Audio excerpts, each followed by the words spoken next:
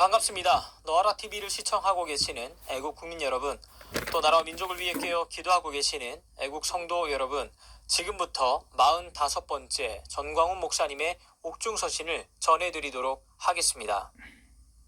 사랑하는 1200만 성도 여러분, 30만 목회자, 그리고 25만 장로 여러분, 또 영상을 시청하시는 애국 국민 여러분, 전광훈 목사입니다. 부족한 저를 위해 기도해 주셔서 감사드립니다. 저는 4월 1일 구속 후 첫 재판을 받게 될 것 같습니다. 이번 재판은 보석 허가에 대한 재판입니다. 저를 풀어주고 재판을 할 것인지 아니면 구속된 상태에서 할 것인지에 대해 재판하는 것입니다. 핵심 쟁점은 첫째, 자유우파를 중심으로 뭉쳐 4.15 총선에서 이겨야 한다는 것과 둘째는 수도권에서 백석만 확보하면 건국을 이룰 수 있다라는 내용이 선거법 위반이냐 아니냐에 대해서 진행될 것 같습니다. 존경하는 성도 여러분, 저는 어떤 결과가 나오든지 주님께 감사할 뿐입니다.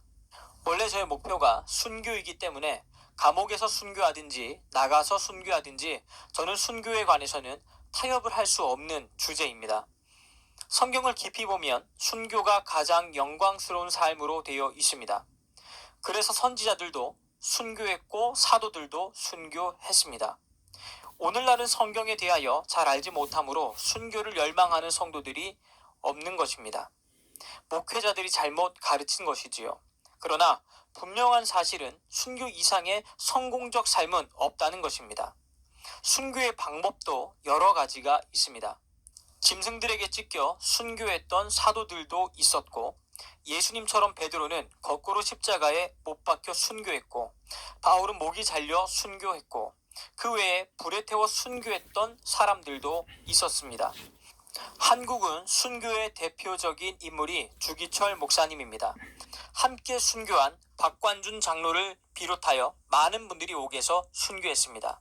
안희숙 여사의 증언에 의하면 이것이 해방 직전에 주의 종들이 순교한 마지막이었습니다.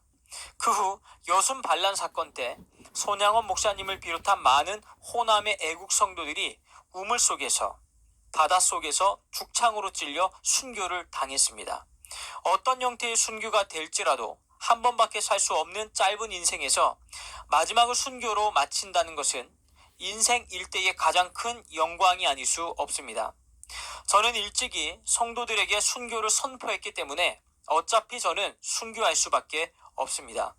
주님이 살려주시면 앞으로 10년 정도 더 순교적 삶을 살다가 순교할 수 있고, 아니면 오늘이라도 순교하는 것이 저에게는 가장 영광이 될 것입니다. 제가 바라는 순교는 사역을 마친 뒤 이슬람권에 가서 고통 없이 단번에 순교당하는 것이 저의 소원입니다. 그러나 내 뜻대로 되는 것이 아니고 주님이 인도해 주실 것입니다. 존경하는 성도 여러분, 성경을 깊이 보면 순교 이상의 축복은 없는 것입니다. 우리가 순교의 순간이 오기까지 삶 자체를 순교적 삶으로 살아야 할 것입니다. 저는 감히 사도들과 선지자들의 삶에 대하여 거론할 수 없지만 선지자들과 사도들의 흉내라도 낼 수 있게 되어 감사할 뿐입니다. 히브리서 11장에 기록된 대로 기록된 순교의 열전을 따라 우리도 최후의 순교자의 길을 가야 할 것입니다. 우리 조국을 위하여, 예수 그리스도의 복음을 위하여 우리 모두 다 순교적 자세로 달려갑시다. 반드시 예수한국 복음 통일이 이루어질 것입니다. 서울구치소에서 전광훈 목사 드림. 예, 저는 이 전광훈 목사님의 옥중 편지를 보고 얼마 오래전에 47세의 젊은 나이로 옥사하셨던 그 옥중에서 내 앞에 오직 일사각오의 길만 있을 뿐입니다. 이 주기철 목사님의 그 영화가 기억이 났습니다. 우리 전 목사님과 어떤 면에서는 견주어 볼 수 있는 참 생각이 났는데요. 신사참배 거부 죽음으로서 맞선 주기철 목사 일대기 일사각오 그 내용에 특별히 이제 그 마지막 설교의 일사각오라고 하는 이 제목으로 이제 설교했던 것을 중심으로 잠깐 보여드리도록 하겠습니다. 신사참배 거부, 칼날이 나를 기다리고 있는 한 내가 그 칼날을 향해 나아가리다. 내 앞에 오직 일사거고의 길만 있을 뿐입니다. 일제강점기에서 신사참배의 반대에 가정 고문을 당하면서도 신앙을 지켜왔던 이 일사각오의 네 글자로 대표되고 있는 47세의 젊은 나이로 옥사하신 주기철 목사님. 사진이 이렇습니다. 하나님을 처음 만나게 됐던 것은 13살이었는데 그 서울 남산에서 조선 신궁이 세워졌을 때 일제가 한참 박해를 하고 있을 때에 47살의 나이로 순교를 하신 분입니다. 이 아버지 그분은 저기 마산 쪽에 진해의 분인데 그 13살에 만나서 예수님을 만나게 되고 그래서 순교자 주기철 목사님의 생애는 이렇게 33년간 치욕적인 일제강점기 동안에 그 친일 행각을 벌인 인사들의 명단이 또 지금 발표되어 있는 것을 저도 가보았습니다. 주기철 목사는 이런 그 일제강점기 동안에 기독교 신앙의 바탕 위에 항일운동에 앞장섰던 민족 지도자, 우리 한국 교회의 또 세계의 위대한 샛별과 같은 분이죠. 이 한국 세계 역사상 보기 드문 비약적인 발전을 가져왔는데 거기에는 이런 분들의 그 피가 우리에게 있죠. 지금 이 시대에도 순교의 이런 그 때는 아니라고 할지만은 옥중에 가 계시는 이렇게 전 목사님을 볼 때 주 목사님께 이렇게 클로즈업 되는 그런 것이 웬일인지 모르겠습니다. 이 생가의 진해 창원시 진해구 웅천에 이제 독립운동가로서 지정이 돼 가지고 이렇게 서 있는 그런 것도 있고요. 여기는 생가입니다. 그런데 꼭 가시면은 한번 돌아보시면 좋지요. 형님이 먼저 예수님을 믿게 되었는데 주기철은 나중에 이름을 기복에서 기철로 바꾸면서 추는 그 이강수가 변심하기 전에 이렇게 와서 강연을 한 것에 감동을 많이 처음에 받았다고 합니다. 이렇게 그 나중에는 결국은 평양까지 올라가서 오산학교까지 이제 들어갔죠. 들어가셔서 이성훈 선생님이나 이런 그 민족의 선생님들한테 교육을 받고 또 이제 유명한 교회 이제 평양의 유명한 산정원 교회 이제 이런 데서 이제 영향을 많이 받았겠죠. 이렇게 해서 결혼을 하고 나서 김익두 목사가 이제 마산 문창교회에 부흥사로 왔었을 때 그때 또 이제 많은 그 기적을 보면서 며칠 동안 참석하면서 결국은 부흥의 집회의 마지막 점에 놀라운 그 이제 셋째 날 밤에 성신을 받으라는 제목 설교를 듣고 성령의 불길에 이제 휩싸인 그런 은혜를 받았죠. 그렇게 해서 그는 이제 주기철은 이 자신을 바치는 그 헌신하고 바치는 그 선교사들을 바라보면서 그는 가슴에 뜨거움을 이제 느끼고 신학교를 이제 가게 되었는데 그가 이제 나중에는 경남노회로 이제 고향 쪽으로 와서 마산 문창교회일 겁니다. 그리고 이제 나중에 부산 초량교회로 또 이제 가가지고 남쪽에 저 유명한 교회들이죠. 그래서 그 목사님도 결국은 평양 산정원교회에 이제 초청을 그 이성훈 그 선생님의 초청을 받고 장로님의 초빙을 받아가지고 남쪽까지 내려와서 모시고 올라갔죠.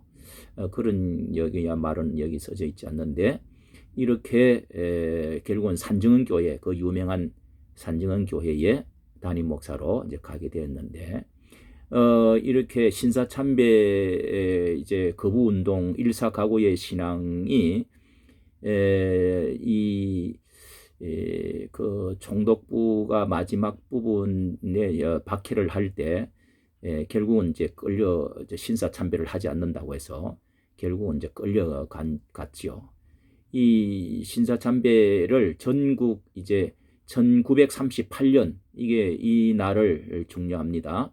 한국교회 장로교 총회가 마지막 우리 한국에 결국은 신사참배를 다 장로교도 결국은 참배를 다 가결을 했습니다. 그 홍택기 목사가 그 아주 이름이 나오죠.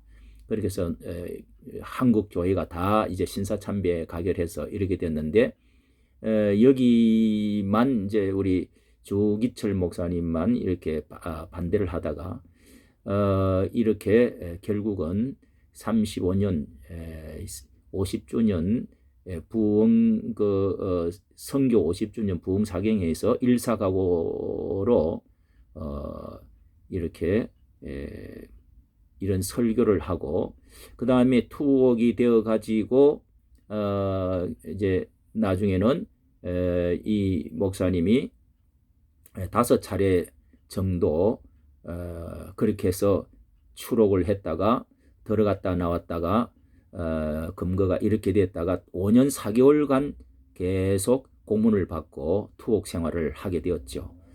그렇게 해서 마침내 이제 일사각오의 마지막 이제 그 감옥에서 잠시 내어줬는데 그때 이제 수많은 사람 2,000명이나 되는 많은 그 교인들이 산증언 교회에 몰려들었죠. 거기 이제 고등계 행사들도 다 이제 이렇게 참석을 했는데 마지막 설교를 이제 하게 되었습니다. 1940년 2월 5일 주일날 아침 평양역에는 주기철 목사님 마중 나와 있고 이제 설교를 그 교회에 들어가서 하는데요. 이렇게 이제 오종목의 기도라는 제목면서 이제 일사각오와 같은 설교 마지막 설교입니다. 지난 7개월 동안 감옥에서도 나와 함께 해주신 주님께 감사드립니다. 그동안 기도해 주신 여러분의 기도 안에서 저는 모든 것을 잘 견디고 이렇게 여러분 앞에 섰습니다. 7개월 동안 저는 오종목의 기도가 세워졌습니다. 첫 번째 저의 기도는 죽음의 권세를 이기게 하여 주옵소서입니다. 저는 바야흐로 죽음에 직면해 있습니다. 내 목숨을 빼앗으려는 큼은 손은 시시각각으로 다가오고 있습니다. 사망의 권세는 사람을 위협하는 마귀가 최대 무기인 듯 합니다. 죽음이 두려워 의를 버리고 죽음을 면하려고 믿음을 버린 사람이 얼마나 많습니까? 오 주님, 이 목숨 아끼다가 주님을 욕되게 하는 일을 겪지 않게 하옵소서. 이 몸이 부서져 가루가 되어도 주님의 사랑만을 지키게 하여 주옵소서. 소나무는 죽기 전에 찍어야 푸르고 백합화는 시들기 전에 떨어져야 향기롭습니다. 세례 요한은 33세에 서대반은 그 젊음의 뜨거운 피를 뿌렸습니다. 이 몸도 시들기 전에 주님의 제단의 제물이 되게 하소서. 참 소나무는 푸를 때 찍어야 더 푸르고 향기가 나고 백합도 시들기 전에 떨어져야 향기롭다는 유명한 말씀을 했죠. 두 번째 기원은 장기간의 고난을 견디게 하여 주옵소서입니다. 단번에 겪은 고난은 이겨내기 쉬우나 장기간의 고난은 참기가 힘이 듭니다. 칼로 베고 불로 지지는 고문이라도 한두 번에 죽어진다면 그래도 이길 수 있으나 한 달, 두 달, 1년, 10년 계속되는 고난은 견디기가 어렵습니다. 하물며 저처럼 연약한 약졸이 어떻게 장기간의 고난을 견디어 배기겠습니까?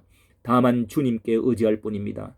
주님을 위하여 이제 당하는 수옥을 내가 피하였다가 이 다음에 주님이 너는 내 이름을 평안과 즐거움을 다 받아 누리고 고난의 자는 어찌하고 왔느냐고 물으시면 무슨 말로 대답하랴.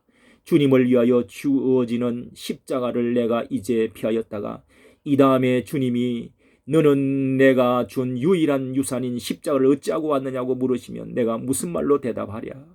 세 번째는 노모와 처자와 교우를 주님께 부탁하는 기도입니다. 나에게는 팔순을 바라보는 어머님이 계시고 병든 아내와 아직 어린 자식들이 있습니다. 아들로 태어나 자식의 의무도 중요하고 한 사람의 가장으로서 하나님이 주신 자식들의 아비가 된 책임도 무겁습니다. 늙은 어머님을 병든 아내를 어린 자식을 불안해하는 양떼를 선한 목자이신 주님께 맡겨드립니다. 병들고 상한 자를 싸매어 주시고 길 잃고 헤매는 자를 인도하시며 낙심하고 범죄한 자를 당신의 보혈로 사유하여 주시옵소서. 인간을 얽매인 인정의 줄이 나를 얽매이지 않도록 기도해 주십시오. 부모나 처자를 예수님보다 더 사랑하는 자는 예수님께 합당치 않다고 하셨으니 저는 예수님께 합당한 자가 되도록 도와주옵소서. 네 번째는 의에 살고 의에 죽게 하여 주십시오입니다. 사람이 세상에 태어나 사람으로서 마땅히 행하여야 할 의가 있습니다. 나라의 백성이 되어서는 충절의 의가 있고 여자가 되어서는 정절의 의가 있고 그리스도인이 되어서는 그리스도인의 의가 있습니다. 이 몸이 어려서 예수님 안에서 자랐고 예수님께 헌신하기로 10번 100번 맹세했습니다.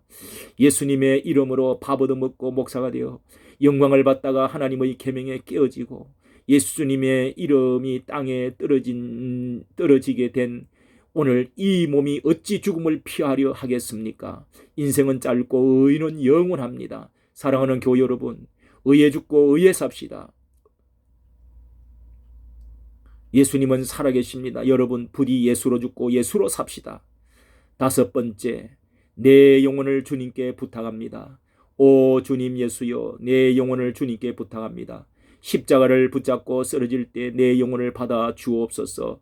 혹여 옥중이나 사형장에 저의 목숨이 끊어질 때 저의 영혼을 받아 주시옵소서. 아버지의 집은 나의 집, 아버지의 나라는 저의 고향이로소이다. 더러운 땅을 밟던 내 발을 씻어서 저로 하여금 하늘나라 황금길을 걷게 하옵시고 죄악 세상에서 부대끼던 저를 깨끗게 하사 영광의 조건에 서게 하시옵소서. 저의 영혼을 주님께 의탁하나이다. 이는 주기철 목사가 감옥에 수감되어 있는 동안에 늘 하던 5가지 기도의 내용을 가지고 설교한 것으로서 그의 유언적인 설교가 되었습니다.